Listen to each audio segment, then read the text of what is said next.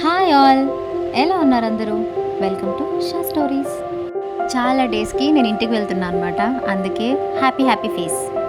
మీరు ఇక్కడ గమనించవచ్చు, మెల్లగా ఎక్స్ప్రెషన్స్ చేంజ్ అయినాయి. రీజన్ ఏంటో తెలుసా? చాలాసేపు బస్ ఒక దగ్గర ఆగిపోయింది. మేమే కాదు, మాతో పాటు చాలా వెహికల్స్ అలా ఆగిపోయాయి. సెల్ఫ్ ట్రాన్స్పోర్ట్ ఉన్న వాళ్ళు వెనక్కి వెళ్ళిపోయారు, కానీ నాలా బస్సులో వచ్చిన వాళ్ళు మాత్రం ఇలా స్టక్ అయిపోయారు.